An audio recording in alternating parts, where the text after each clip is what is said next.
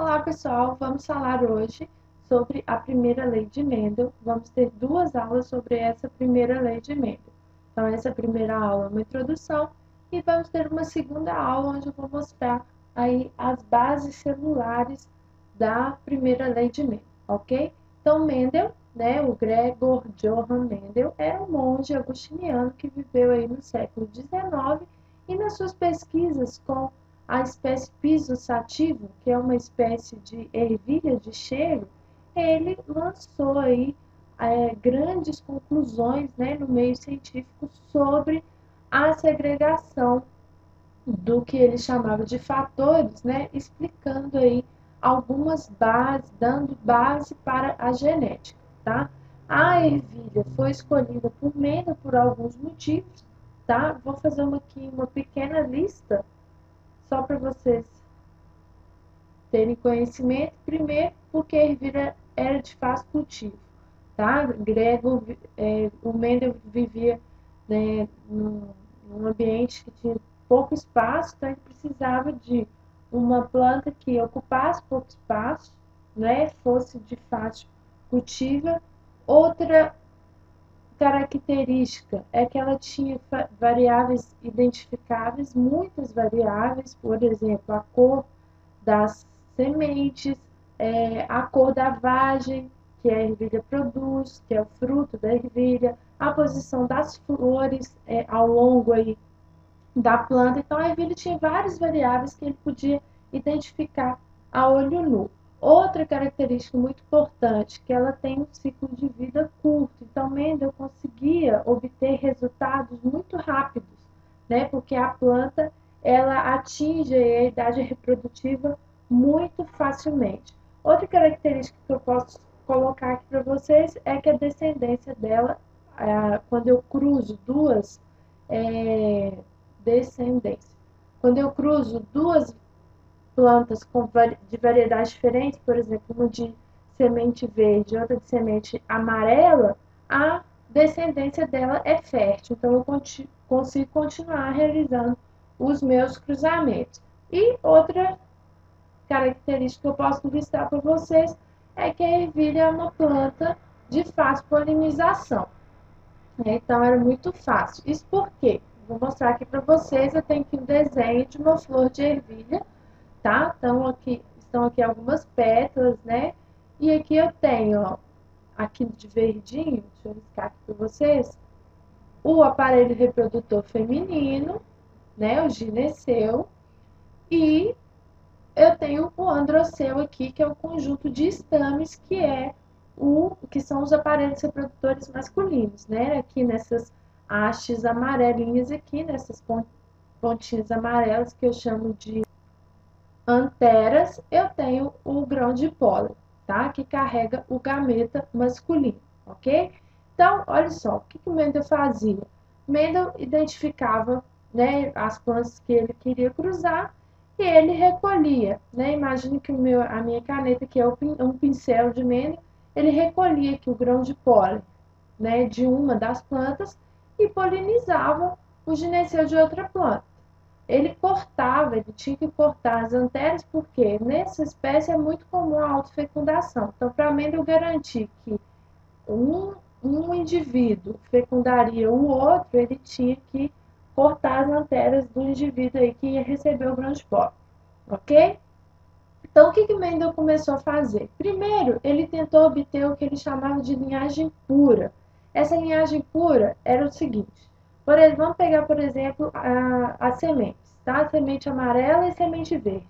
Toda vez que Mendel cruzava um indivíduo que produzia semente amarela com outro indivíduo que produzia semente amarela, se na descendência aparecessem apenas indivíduos amarelos, esses dois indivíduos que haviam sido cruzados eram considerados puros, ok? Então ele fazia diversos cruzamentos até ele garantir que na descendência surgissem apenas indivíduos amarelos. Então ele separava dessa maneira a linhagem pura amarela e a linhagem pura verde.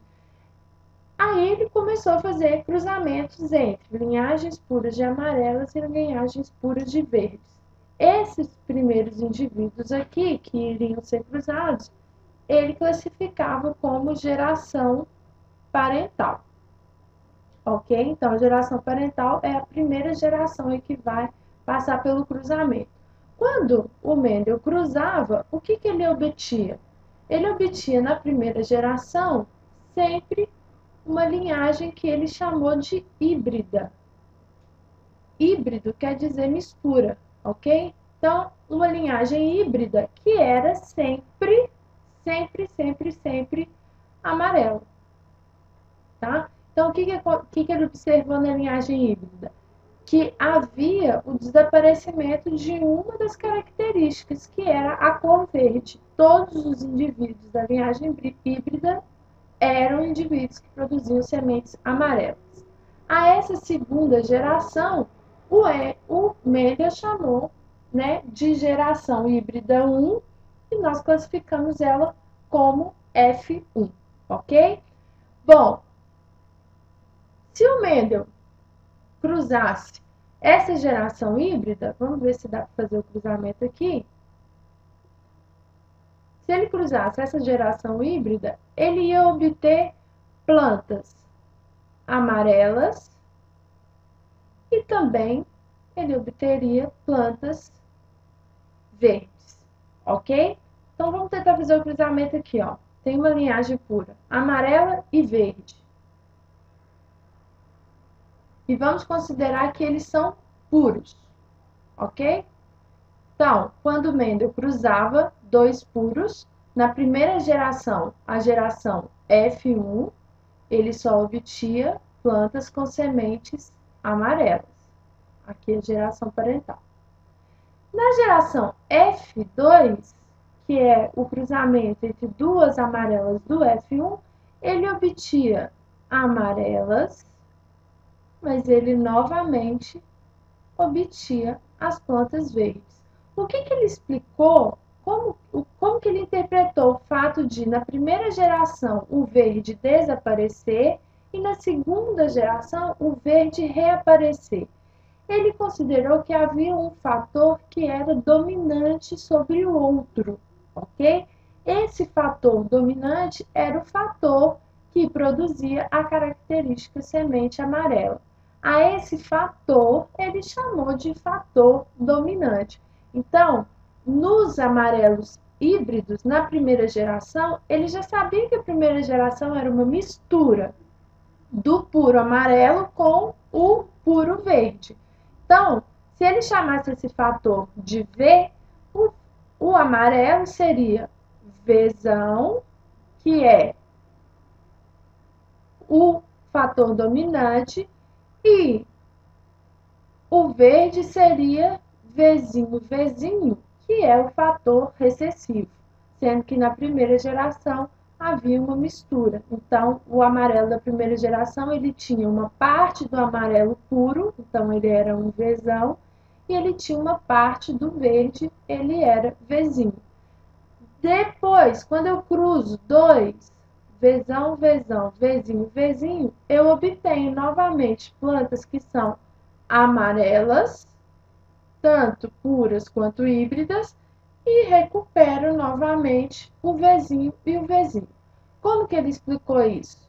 Ele explicou isso através da lei da segregação dos fatores, ou primeira lei de Mendel.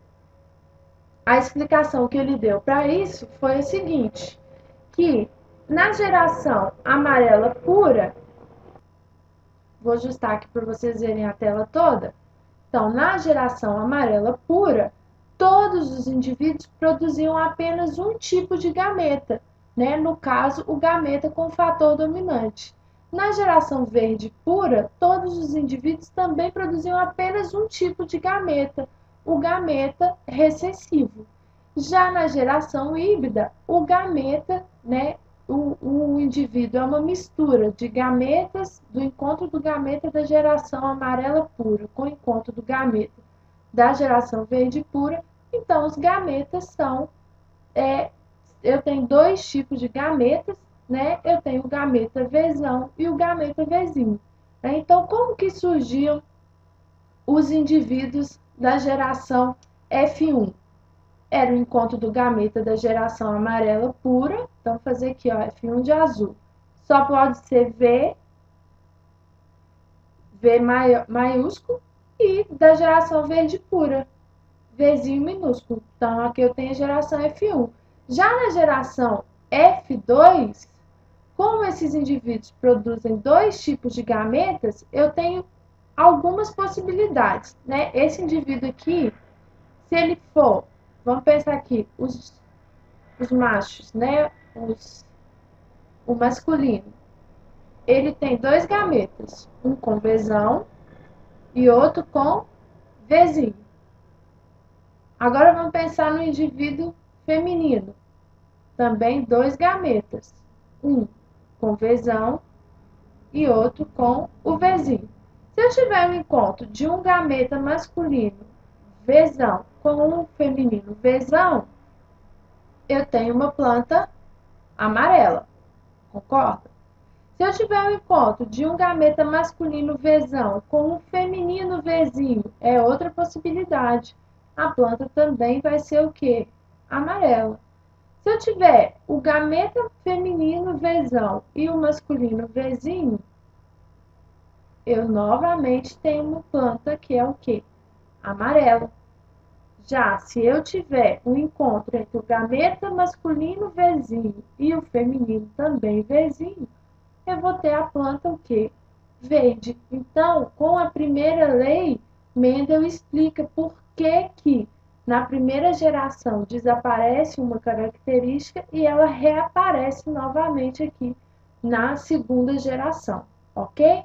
Então, na próxima aula, nós vamos assistir, eu vou tentar explicar para vocês essa separação, como que ocorre essa separação dos gametas, dos fatores, né, de Mendel, e esses fatores, hoje nós sabemos que são os genes. Então, eu vou explicar para vocês como que ocorre essa separação dos fatores na produção dos gametas, ok? Então, assistam a próxima aula. Se quiserem, visitem o site também do quadro.com.br, ok? Um abraço e até a próxima aula.